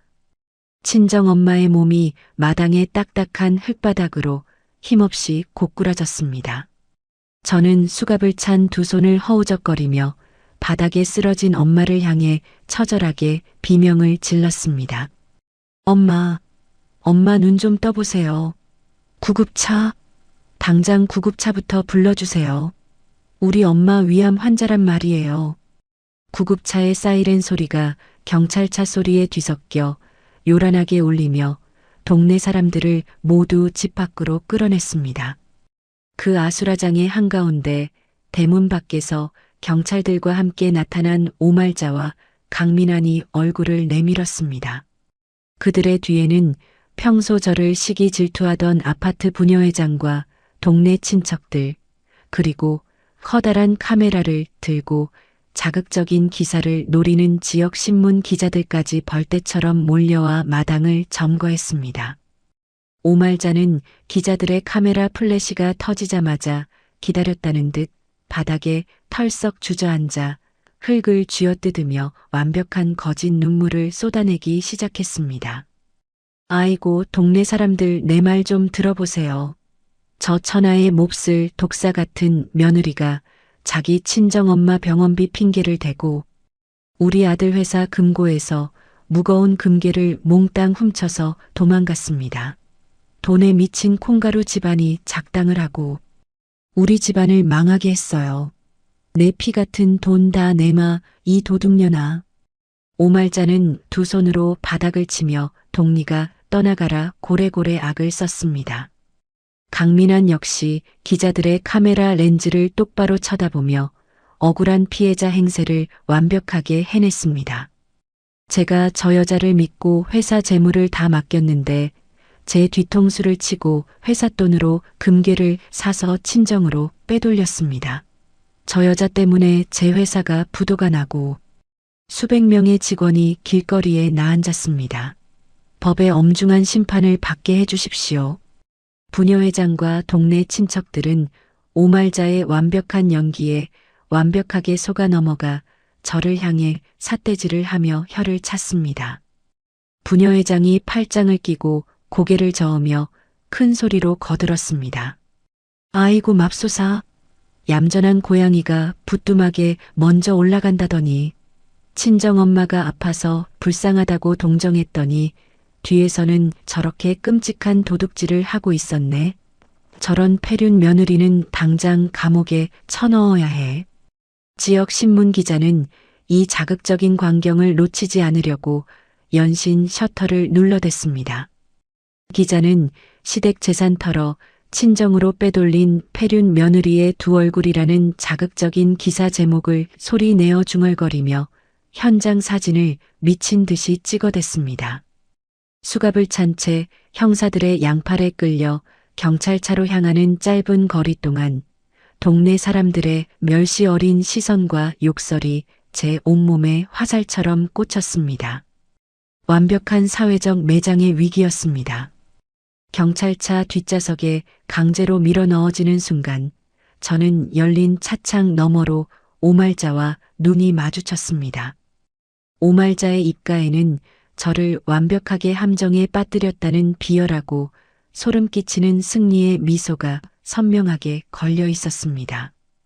경찰차가 굉음을 내며 친정집 골목을 빠져나가는 동안 저는 차가운 뒷좌석에 기대어 눈을 감고 거칠어진 호흡을 가다듬었습니다. 가슴속에서는 당장이라도 피를 토할 것 같은 지독한 분노가 들끓어 올랐지만 저는 입술을 꽉 깨물고 감정을 철저하게 얼어붙게 만들었습니다. 혼란스러운 와중에도 제 차가워진 이성은 이 끔찍한 상황을 초단위로 되감기하며 오말자가 어떻게 내 짐 박스에 금괴와 장부를 숨겼는지 논리적인 퍼즐을 맞추기 시작했습니다. 그 박스는 제가 싼 것이 아니었습니다. 3개월 전 오말자가 저를 알몸으로 쫓아내며 제 옷을 쓰레기 봉투와 택배 상자에 거칠게 쑤셔넣고 단단히 테이프를 발라 친정집으로 일방적으로 붙여버린 바로 그 상자였습니다. 그들은 내가 3개월 동안 짐 상자를 단 한 번도 열어보지 않고 창고 구석에 처박아 둘 것이라는 사실을 치밀하게 계산하고 덫을 놓은 것입니다. 자신들이 파산하고 거리에 나앉게 되자 남아있는 제 재산을 다시 빼앗기 위해 저를 금괴 횡령범으로 엮어 콩가루 집안 공범으로 몰아가는 악랄한 함정이었습니다. 경찰서 조사실을 향해 달리는 차 안에서 저는 수갑을 찬 두 손을 꽉 움켜쥐었습니다. 저는 흔들림 없이 차가운 눈빛으로 앞을 노려보았습니다. 저들이 내가 횡령범이라는 명백한 물증을 조작했다면 저는 그 조작된 증거 자체의 물리적 모순을 무기로 그들의 목통을 완벽하게 끊어놓을 것입니다. 경찰서 경제범죄수사팀 조사실의 무거운 철문이 등 뒤에서 쾅 하고 닫히자 사방은 적막하고 차가운 공기로 가득 찼습니다. 하얗고 창백한 형광등 불빛이 제 얼굴 위로 차갑게 쏟아져 내렸고 창문 하나 없는 밀폐된 공간에서는 오래된 먼지 냄새와 퀴퀴한 담배 냄새가 뒤섞여 코를 찔렀습니다. 벽면에 붙은 커다란 특수 거울 너머로 저를 흉악한 횡령범 취급하는 수많은 형사들의 매서운 시선이 피부로 고스란히 느껴졌습니다. 제 양팔의 수갑은 낡은 철제 의자 한쪽 팔걸이에 단단히 묶였고 손목에서는 욱신거리는 통증과 함께 차가운 금속의 서늘함이 뼛속 깊은 곳까지 스며들었습니다. 맞은편 책상 뒤에는 제 수갑을 채웠던 담당 수사관이 팔짱을 낀 채 의자를 삐딱하게 뒤로 젖히고 저를 독사처럼 매섭게 노려보고 있었습니다. 수사관은 책상 위로 제가 친정집 창고에서 빼앗겼던 강민환 회사의 비밀 자금 조성 장부와 증거물 비닐 지퍼백에 밀봉된 묵직한 금괴 3개를 거칠고 요란하게 내리쳤습니다. 은지연, 당신이 남편 회사가 부도나기 직전에 이 무거운 금괴 3개를 옷가지 밑에 숨겨서 친정집으로 도망친 거, 이 확실한 물증만으로도 징역을 피할 수 없는 무거운 범죄입니다. 여기 이 고소장 안 보입니까? 수사관이 제 얼굴을 향해 거칠게 던진 서류 뭉치 위에는 횡령 및 배임 혐의 고소장이라는 붉은 글씨와 함께 강민환과 오말자의 붉고 선명한 지장이 찍혀 있었습니다. 수사관은 증거물 봉투에서 번쩍거리는 금괴 하나를 꺼내 형광등 불빛에 비추며 제 눈앞으로 불쑥 들이밀며 윽박질렀습니다. 이 금괴 바닥에 찍힌 일련번호, 강민환 대표 회사의 누락된 법인 자산 목록과 토씨 하나 안 틀리고 정확히 일치합니다. 장부의 필체도 당신이 재무이사로 있을 때 쓰던 결제 서류 필체와 아주 똑같습니다. 지금 여기서 죄질 나쁘게 발뺌하지 말고 순순히 범행 일체를 자백하세요. 지금 당장 자백하면 도주 우려는 없는 걸로 보고 내가 특별히 구속수사만은 면하게 선처해 주겠습니다. 수사관의 묵직한 말끝에는 제 숨통을 완전히 조이려는 강한 압박과 경찰 특유의 고압적인 태도가 가득 묻어 있었습니다. 저는 수갑이 채워진 두 손을 꽉 움켜쥐며 손톱이 손바닥을 파고드는 고통을 참아냈습니다. 저는 눈 하나 깜빡하지 않고 턱을 꼿꼿하게 든 채 수사관의 두 눈을 흔들림 없이 차갑고 똑바로 응시했습니다. 선처요? 수사관님, 전 지금 억울한 누명을 쓰고 강제로 수갑이 채워진 채 앉아 있습니다. 그 박스 안에서 발견된 장부와 금괴, 전부 제가 훔친 게 아닙니다. 저는 그 짐을 친정으로 보낼 때 단 한 번도 그 상자에 손을 댄 적이 없습니다. 3개월 전 제 시어머니 오말자가 저를 알몸으로 길거리에 쫓아내며 현관문 비밀번호를 바꾸고 제 옷가지를 일방적으로 쑤셔 넣어서 붙인 바로 그 택배 상자라고요. 저는 턱 근육에 빳빳하게 힘을 주고 차분하고 또렷한 목소리로 한 글자 한 글자 힘주어 당당하게 진술했습니다. 하지만 수사관은 제 말을 듣자마자 콧방귀를 3개 끼고는 어이가 없다는 듯 헛웃음을 치며 저를 비웃었습니다. 며느리가 회사 돈으로 금괴를 훔쳐 도망갔다는데 이제는 시어머니가 금괴를 넣어서 친절하게 택배로 붙여줬다고요? 아주 전형적인 가족 간의 핑계 대기 수법이군요. 그 무거운 금괴 3개를 며느리 친정집으로 정성껏 포장해서 붙여주는 천사 같은 시어머니가 세상 천지 어디 있습니까? 말도 안 되는 소리 작작하시고 저 장부에 찍힌 당신 지문이나 똑바로 변명해 보시죠. 수사관은 제 억울한 항변을 완벽하게 무시하며 저를 비열한 거짓말쟁이로 몰아세웠습니다. 수사관의 얼굴에는 제 말을 단 1%도 믿지 않겠다는 강한 확신과 조롱이 가득했습니다. 같은 시각 저와 얇은 벽 하나를 두고 나란히 붙어있는 옆 조사실에서는 고소인 신분으로 출석한 오말자가 가증스러운 연기를 뻔뻔하게 펼치고 있었습니다.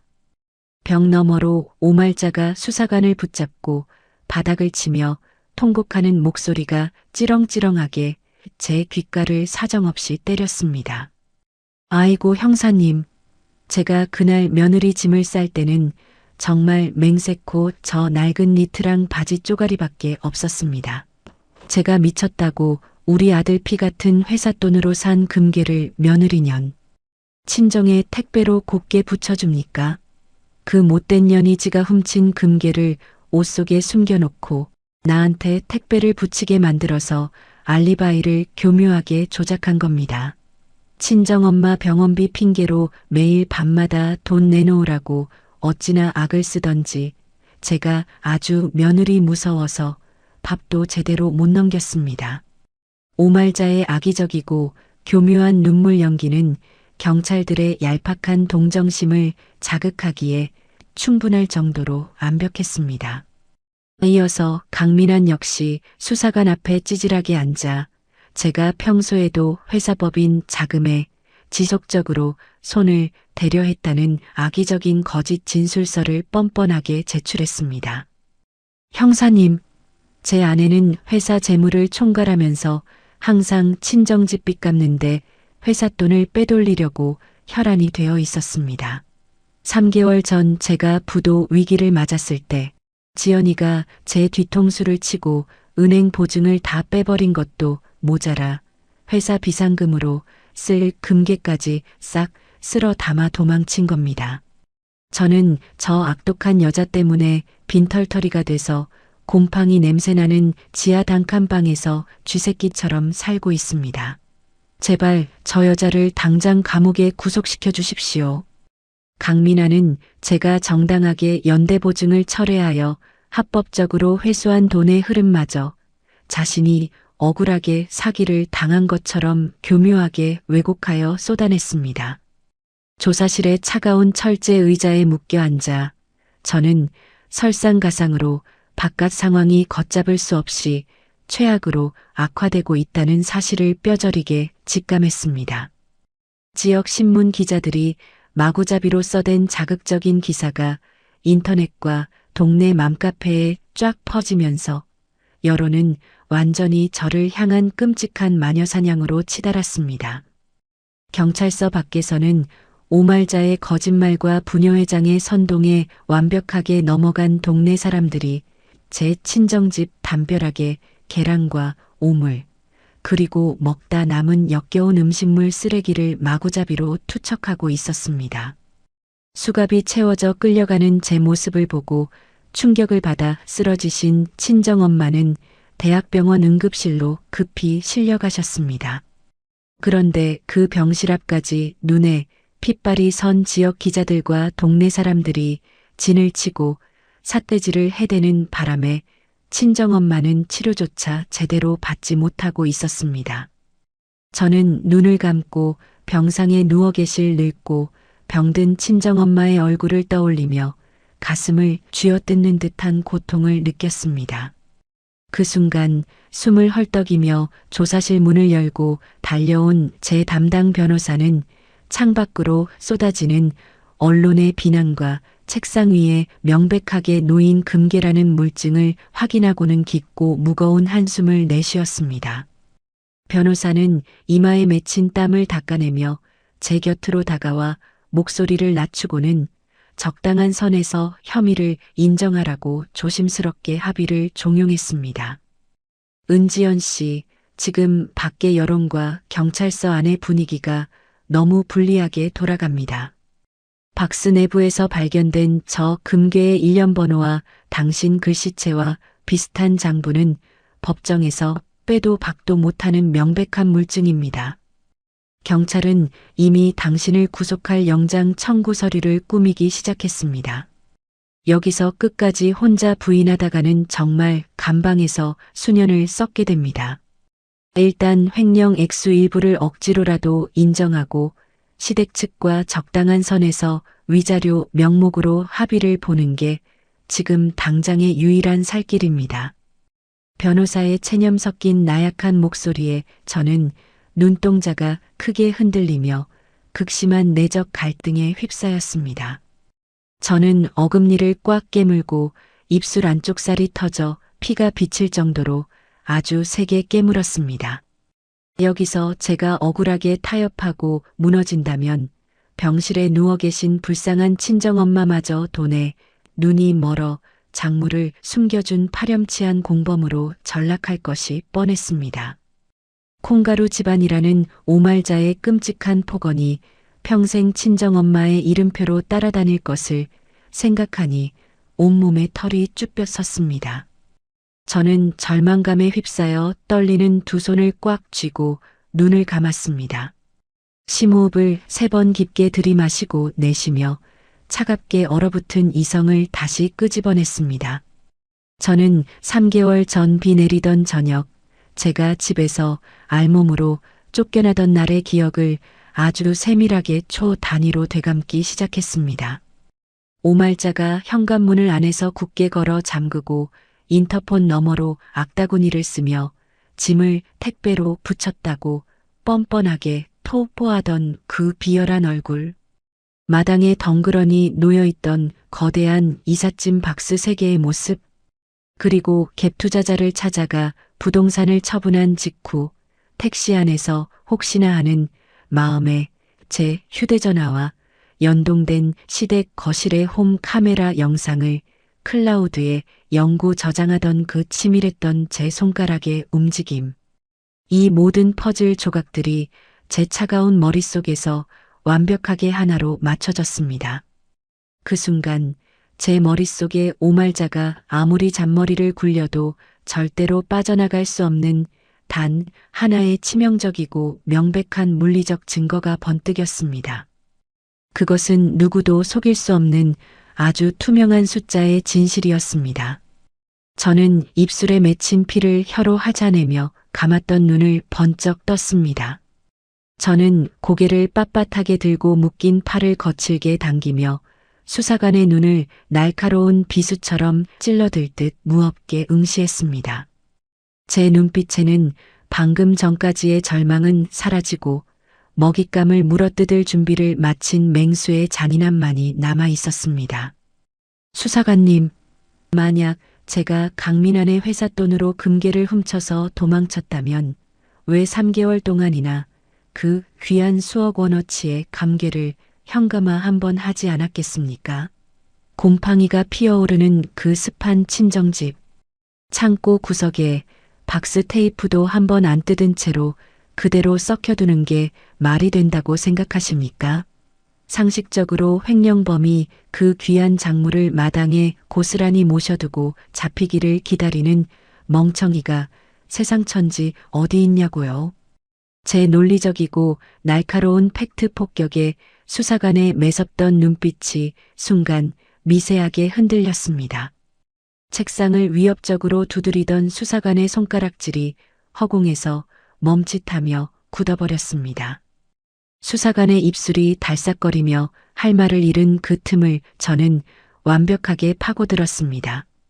저는 상체를 책상 쪽으로 바짝 기울이며 당당하고 쩌렁쩌렁한 목소리로 수사관을 향해 명령하듯 요구했습니다. 그 상자 안의 물건들은 오말자가 제 옷 밑바닥에 억지로 숨겨 넣어서 악랄하게 조작한 겁니다. 그 박스가 제 손을 떠나 시어머니에 의해 조작되었다는 것을 단 1g의 오차도 없이 완벽하게 증명할 수 있는 택배 발송 당시의 물리적인 무게 기록을 당장 확인시켜 드리겠습니다. 그리고 3개월 전 제가 저장해둔 시댁 거실에 피할 수 없는 원본 영상 증거도 제 클라우드에 고스란히 남아 있습니다. 그러니 당장 내 수갑부터 풀고 저기 책상 위에 있는 노트북 이쪽으로 돌려서 인터넷 접속을 허용해 주십시오. 제 서늘하고 압도적인 요구의 조사실 안에는 짧지만 숨막히는 침묵이 내려앉았습니다. 담당 수사관은 제 확신에 찬 눈빛과 흔들림 없는 태도에 무언가 단단히 잘못되었음을 직감한 듯 미간을 찌푸렸습니다. 수사관이 마지못해 허리춤에서 짤랑거리는 열쇠 뭉치를 꺼내어 제 손목을 옥죄고 있던 수갑을 철컥 소리와 함께 거칠게 풀어주었습니다. 마비되었던 손목에 피가 돌며 찌릿한 통증이 느껴졌지만 저는 아랑곳하지 않고 마사지하듯 손목을 가볍게 문질렀습니다. 저는 의자를 바짝 당겨 앉으며 책상 맞은편에 놓인 수사관의 낡은 검은색 노트북을 제 쪽으로 익숙한 손놀림으로 확 끌어당겼습니다. 인터넷 브라우저를 열고 저는 3개월 전 오말자가 제 짐을 일방적으로 쑤셔 넣고 붙였던 그 택배 회사의 전산망 주소를 키보드가 부서질 듯 빠르게 입력했습니다. 수사관님, 여기 화면 똑바로 눈 크게 뜨고 보세요. 이게 오말자가 나를 쫓아내며 현관문 비밀번호를 바꾼 그날 내 짐을 일방적으로 포장해서 붙였던 정확한 화물 운송장 번호입니다. 제가 엔터키를 소리나게 거칠게 두드리자 모니터 화면에 배송 상세 기록이 빽빽하게 띄워졌습니다. 화면 중앙에는 택배가 처음 접수되었을 당시의 세부 정보들이 누구도 조작할 수 없는 전산 데이터로 명확하게 찍혀 있었습니다. 이 최초 집화 당시에 택배 기사가 측정한 송장에 찍힌 박스 무게가 정확히 12kg으로 기록되어 있죠. 그런데 방금 수사관님이 우리 친정집 창고에서 테이프를 뜯어 파헤친 그 박스의 경찰 실측 무게가 도대체 몇 킬로그램이었습니까? 제가 대리석 책상을 손바닥으로 쾅 하고 내리치며 수사관의 얼굴을 매섭게 쏘아보았습니다. 수사관이 화면의 숫자 12와 바닥에 증거물로 나뒹구는 조작된 박스를 번갈아 보며 당황한 목소리로 더듬거리며 대답했습니다. 경찰 압수물 목록에 적힌 실측 무게는 분명히 15kg이 훌쩍 넘는 15.5kg이었습니다. 그게 도대체 무슨 문제라도 됩니까? 제가 입꼬리를 서늘하게 비틀어 올리며 비웃음을 섞어 수사관의 심장에 치명적인 팩트의 비수를 꽂아 넣었습니다. 방금 수사관님이 저 지퍼백에서 꺼내 흔들던 저 무식하게 무거운 금괴 3개의 무게가 정확히 3kg입니다. 거기다 저 두껍고 묵직한 가짜 비자금 장부 무게까지 합치면 딱 3.5kg이 늘어나게 되죠. 만약 제가 훔쳐서 처음부터 금괴를 넣고 짐을 쌌다면 배송 조회 기록에 처음부터 15.5kg이 찍혔어야 정상입니다. 배송 중간에 마술처럼 3.5kg짜리 황금 덩어리가 허공에서 솟아나기라도 했단 말입니까? 물리적인 무게의 명백하고 치명적인 불일치에 수사관의 눈동자가 지진이라도 난 듯 심하게 흔들리며 입을 떡 벌렸습니다. 수사관은 자신이 가장 결정적인 증거 조작의 허점을 놓쳤다는 사실에 얼굴이 불그락푸르락 달아오르며 침을 꿀꺽 삼켰습니다. 수사관님 표정을 보니 이제야 제 말이 조금은 귀에 똑바로 들어오시나 보군요. 그럼 이제 당신들이 노란한 이 더러운 조작극에 완벽한 마침표를 찍어드리죠. 제가 쐐기를 박듯 클라우드 계정에 로그인하며 마우스를 거침없이 클릭해 폴더를 열었습니다. 이건 3개월 전 오말자가 나를 길거리로 알몸으로 내쫓던 바로 그날 혹시나 해서 택시 안에서 백업해 두었던 시댁 아파트 거실의 홈 카메라 원본 영상입니다. 화질이 4KK로 아주 선명하니 두 눈 크게 뜨고 똑바로 보세요. 제가 재생 버튼을 누르자 모니터 화면 가득 시댁 아파트 거실의 풍경이 돌아가기 시작했습니다. 조사실의 차가운 공기 속으로 오말자의 앙칼지고 소름 끼치는 목소리가 노트북 스피커를 찢을 듯 적나라하게 흘러나왔습니다. 영상 속 오말자는 제 옷가지를 발로 무자비하게 짓밟고 박스에 거칠게 쑤셔넣고 있었습니다. 그때 거실 테이블에 놓인 강민환의 전화를 받고는 오말자가 헐레벌떡 안방 안쪽의 그림 뒤에 숨겨진 벽면 감고를 열어젖히는 장면이 고스란히 담겨 있었습니다. 어머니, 지연이 그 독한 년이 내 은행 보증을 다 끊어버렸어요. 당장 내일 회사 부도나서 압류 들어오게 생겼으니까 금고에 있는 비자금 장부랑 금괴부터 싹 다 안전한 데로 빼돌리세요. 스피커폰을 타고 흘러나오는 강민환의 다급하고 찌질한 목소리가 조사실 벽을 생생하게 때렸습니다. 영상 속 오말자가 묵직한 금괴 3개와 장부를 품에 안고 엉거주춤 거실로 뛰어나오더니 악독하고 비열한 미소를 지었습니다. 오말자는 테이프를 바르려던 제 이삿짐 박스 맨 밑바닥 옷을 거칠게 파헤치고 그것들을 깊숙이 쑤셔 넣기 시작했습니다. 미나나, 걱정 마라. 이 금괴랑 장부, 내가 은지연이 짐박스 밑바닥에 완벽하게 숨겨서 그년 친정으로 붙여버리마.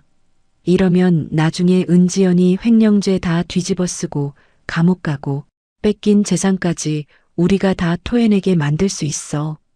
오말자가 박스 테이프를 북북 뜯어 바르며 미친 듯이 낄낄거리는 소리가 끔찍하고 선명하게 울려 퍼졌습니다. 영상 속에서 폭포수처럼 쏟아지는 입 빼도 박도 못하는 완벽한 시청각 증거 앞에서 저를 흉악범으로 몰아붙이던 수사관은 경악하며 입을 떡 벌린 채 도라르방처럼 완전히 굳어버렸습니다. 수사관님, 이제 누가 진짜 도둑질을 하고 악랄하게 증거를 조작했는지 두 눈으로 똑똑히 확인하셨죠? 저 장부를 쓴 필적과 금괴에 묻은 지문, 당장 오말자와 강민환의 것과 일치하는지 과학수사대에 넘겨 정밀 대조해 주십시오. 제가 노트북 모니터를 소리나게 탁 덮으며 서늘한 목소리로 강력하게 요구했습니다. 상황이 180도 완전히 뒤집혔음을 뼈저리게 직감한 수사관은 얼굴이 부끄러움과 분노로 붉게 달아오르며 황급히 자리에서 벌떡 일어났습니다. 은지연 씨, 제가 정말 경찰 생활 10년에 씻을 수 없는 큰 실수를 할 뻔했습니다. 지금 당장 옆 조사실로 넘어가서 저 쓰레기 같은 인간들 무고 혐의 현행범으로 당장 체포하겠습니다. 수사관이 허리에 권총 벨트를 고쳐 매며 굵고 다급한 목소리로 대답하고는 쟁걸음으로 문을 향해 나갔습니다. 저는 팔짱을 낀 채 수사관의 뒤를 여유롭게 따라 나서며 그들의 처참하고 바닥을 기는 몰락을 두 눈으로 직접 감상할 완벽한 준비를 마쳤습니다. 옆 조사실의 철문을 쾅 하고 부서질 듯 박차고 들어간 수사관이 기고만장하게 앉아있던 오말자와 강민환의 면상 앞까지 제 노트북 화면을 거칠게 들이밀었습니다. 당신들 이 더러운 영상 뭐야? 며느리가 금괴를 훔쳤다더니 당신들이 직접 박스에 쑤셔넣고 낄낄거리는 이 끔찍한 영상은 도대체 뭐냐고. 수사관이 성난 야생사자처럼 포효하며 오말자 앞에 철제 책상을 군화발로 거칠게 걷어찼습니다. 자신의 치밀했던 범행이 만천하에 적나라하게 드러난 고화질 영상을 확인한 오말자는 얼굴이 백지장처럼 하얗게 질리더니 다리에 힘이 쫙 풀려 바닥으로 털썩 쓰러졌습니다. 아이고, 저게 왜 저기에 찍혀 있어? 내가 쫓아내기 전에 카메라 전원 다 뽑았는데.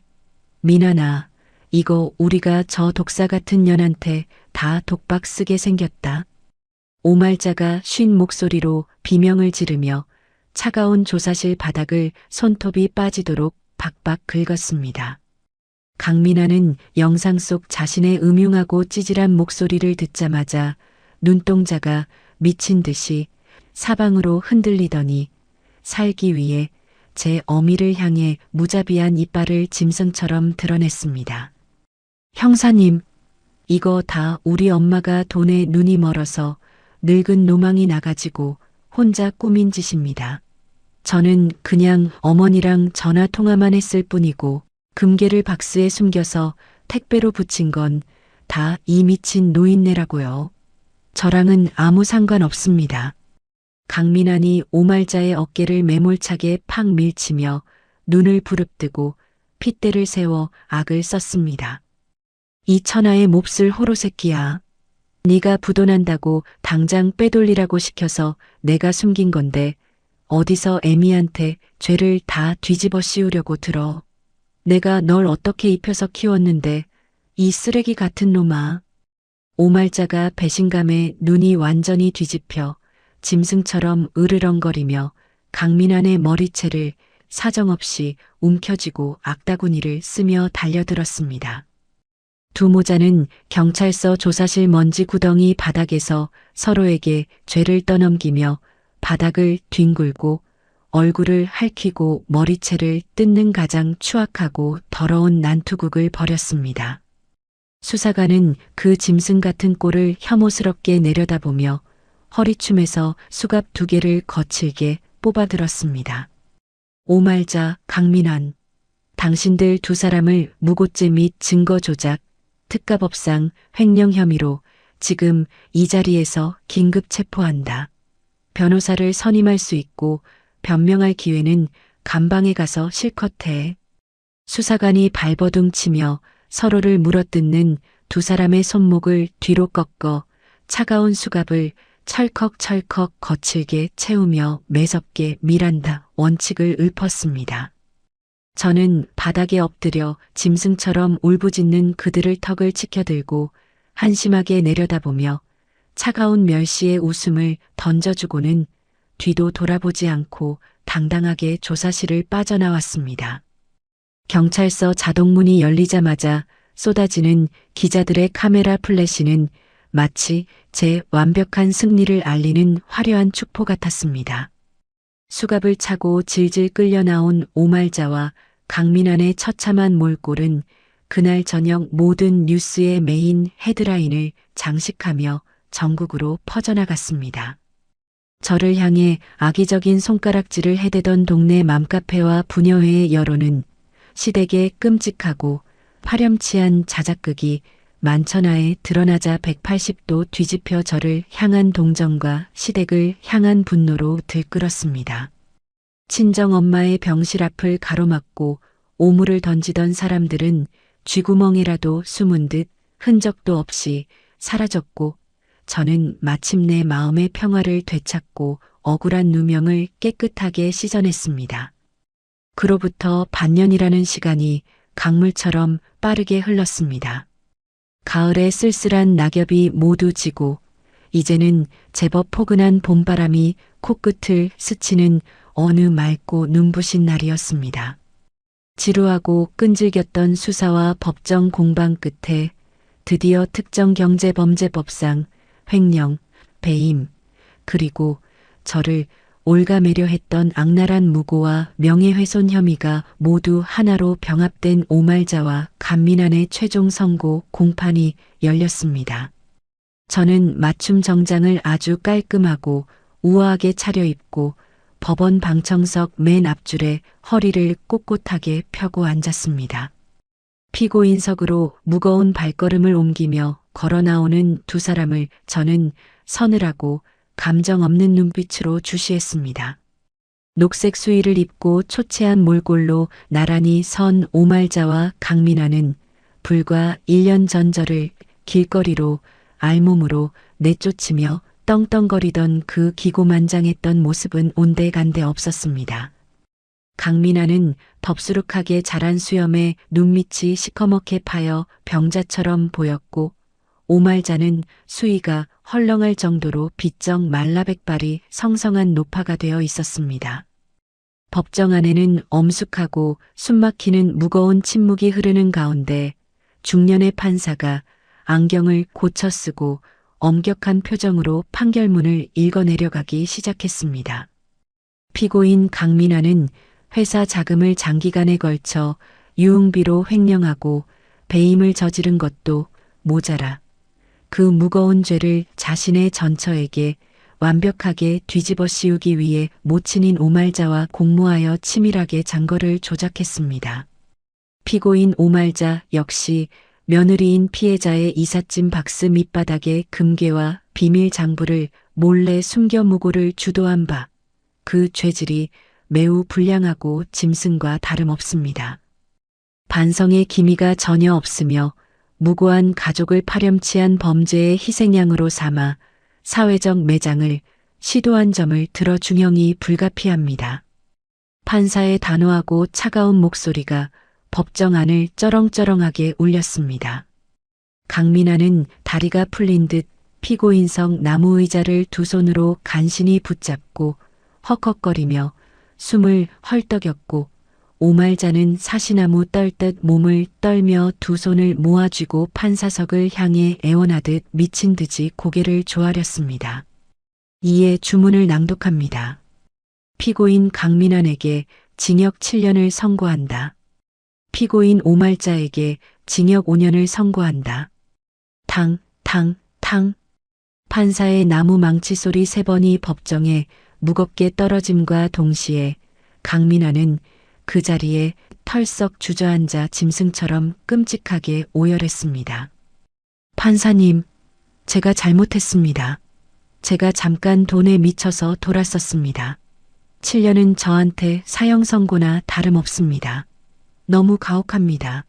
한 번만 제발 선처해 주십시오. 오말자 역시 무릎이 푹 꺾이며 차가운 법정 바닥에 나뒹굴었고 방청석 맨 앞줄에 차가운 표정으로 앉아있는 저를 발견하고는 수갑찬 두 손을 비비며 처절하게 울부짖었습니다. 며느리야, 지연아, 내가 정말 잘못했다. 이 늙고 병든 시어미가 돈에 눈이 멀어서 잠깐 짐승처럼 미쳤었나? 보다 내가 한 번만 우리 콩가루 집안 사돈어른 병실 찾아가서 싹싹 빌 테니 제발 탄원서 한 장만 써다오. 내가 이 늙은 나이에 5년을 그 좁고 찬 감방에서 살면 뼈가 삭아서 죽어나간다. 제발 나 좀 불쌍하게 여겨 살려다오. 오말자가 눈물과 콧물로 더럽게 범벅이 된 얼굴로 바닥을 박박 긁으며 제 쪽으로 기어오려 발버둥을 쳤지만 건장한 교도관들이 그녀의 양팔을 거칠게 틀어지고 제지했습니다. 피고인 정숙하세요. 당장 밖으로 끌어내. 저는 법정 바닥에서 먼지를 뒤집어 쓰고 뒹구는 그녀를 향해 단 한 번의 따뜻한 눈길조차 주지 않았습니다. 일말의 동정심도 슬픔도 없는 얼음장같이 차가운 무표정으로 저는 자리에서 조용히 일어났습니다. 구두 굽소리를 또각또각 차갑게 내며 저는 뒤도 돌아보지 않고 미련 없이 방청석을 빠져나왔습니다. 등 뒤로 굳게 닫힌 법정 문 너머로 멀어지는 오말자의 처절한 비명과 강민환의 절망적인 통곡 소리는 제게 이 세상 그 어떤 음악보다 아름다운 완벽한 승리의 축포처럼 달콤하게 들렸습니다. 그들의 구속과 동시에 강민환의 껍데기만 남은 회사는 완벽한 상장 폐지 및 파산 절차를 밟게 되었습니다.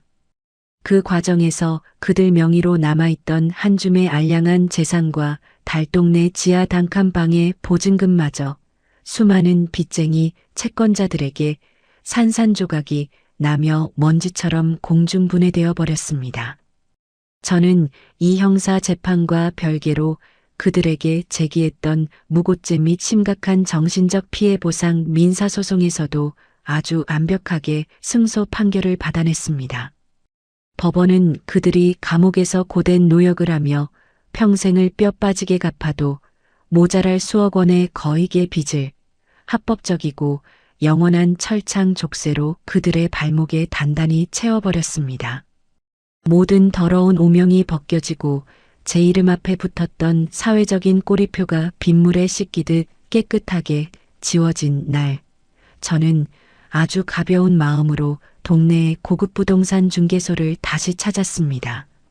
수술 경과가 좋아져 건강을 완전히 회복한 친정엄마를 곰팡이 냄새나는 낡은 집이 아닌 넓고 쾌적한 곳에 모시기 위해서였습니다.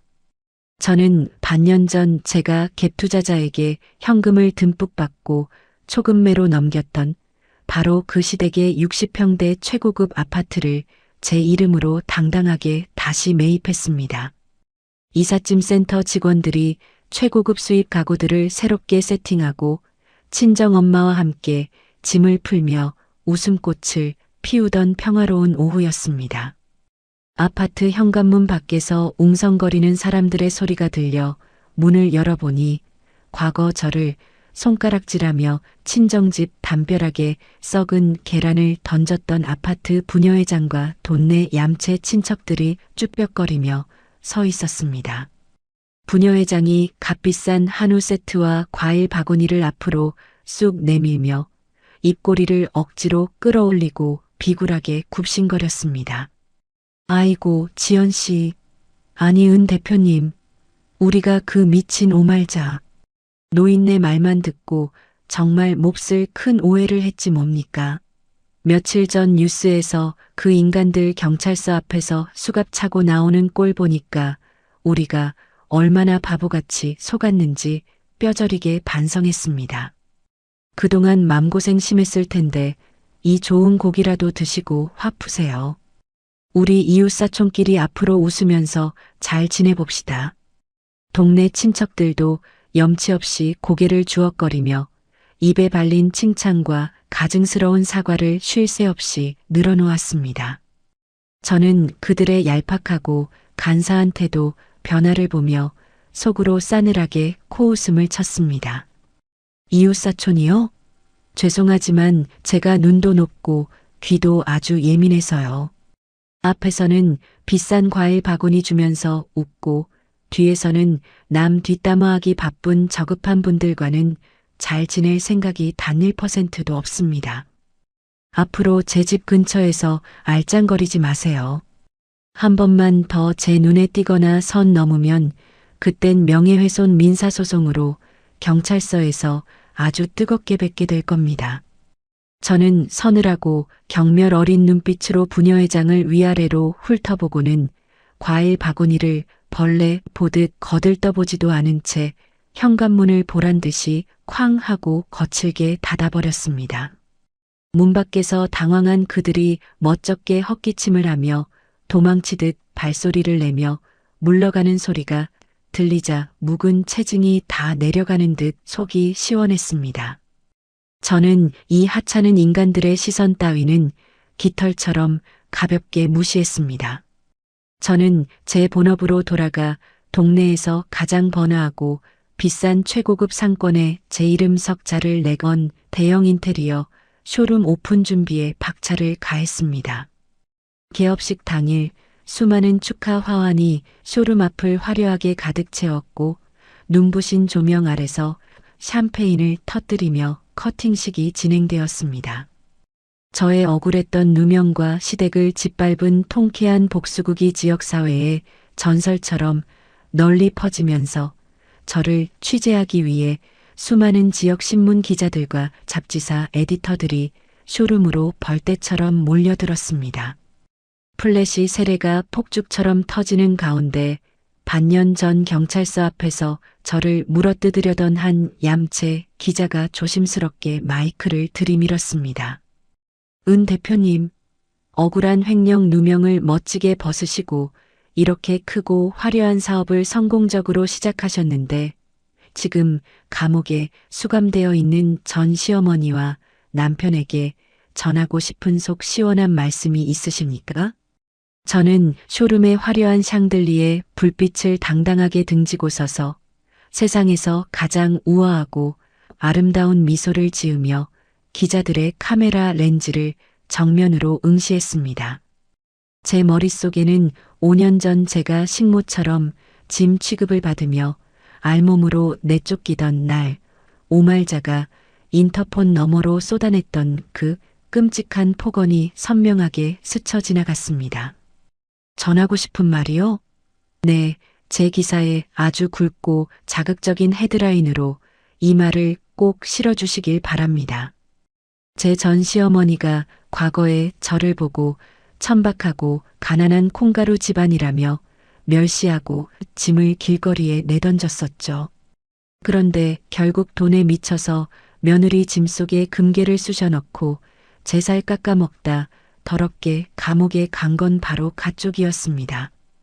이제 세상 천지 사람들이 다 알게 되었습니다. 누가 진짜 돈에 미치고 썩어 문드러진 천박한 콩가루 집안인지 말입니다. 덕분에 제 안에 맺혀있던 10년 묵은 체증이 싹 다 내려갔습니다. 제 뼈 있는 사이다 같은 한마디에 기자들은 환호성과 감탄사를 터뜨리며 카메라 셔터를 쉴 새 없이 눌러댔습니다. 그날 밤 성황리에 쇼룸 개업식을 마친 저는 건물 전체의 화려한 불을 모두 끄고 조용한 옥상 테라스로 홀로 올라갔습니다. 시내에 반짝이는 수많은 야경이 한눈에 내려다 보이는 펜트하우스 난간에 기대어 저는 최고급 빈티지 레드 와인이 담긴 와인잔을 천천히 우아하게 흔들었습니다.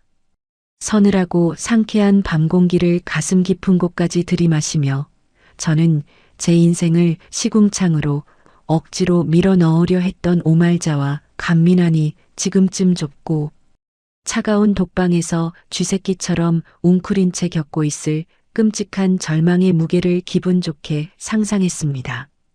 저는 허공을 향해 와인잔을 가볍게 들어 올리고는 달콤한 와인을 단숨에 목으로 넘겼습니다. 더 이상 억눌리고 시댁의 갑질에 헌신만 하던 바보 같은 식모 며느리나 누군가의 억울한 희생양인 아내는 이 세상에 영원히 존재하지 않았습니다. 오직 스스로의 힘으로 지옥 같은 구렁텅이에서 살아 돌아와 가장 찬란하고 끔찍한 금융복수를 완벽하게 완성한 은지연이라는 자랑스러운 이름만이 어둠 속에서 빛나고 있었습니다. 저는 빈 와인잔을 난간에 내려놓고 당당하고 깃털처럼 가벼운 발걸음으로 눈부신 제 미래를 향해 힘차게 걸음을 내디뎠습니다. 여러분, 자신이 파놓은 끔찍한 덫에 걸려들어 완벽하게 파멸을 맞이한 시댁 식구들의 결말, 속이 뻥 뚫리셨나요? 남의 눈에 피눈물 나게 하면 결국 자신은 더 깊은 지옥불에 떨어진다는 평범한 진리를 그들은 차가운 감방 바닥에서 뼈저리게 느끼고 있을 것입니다. 오랜 시간 저를 짓누르던 며느리라는 무거운 촉쇠를 끊어내고 이제는 오롯이 저 은지연의 이름으로 제2의 멋진 인생을 살아가려 합니다. 여러분의 삶에도 저처럼 통쾌하고 가슴 뻥 뚫리는 기분 좋은 일들만 가득하시기를 진심으로 응원합니다. 이야기를 끝까지 들어주신 분이 계시다면 잘 들었다고 댓글 하나만 남겨주세요. 감사합니다.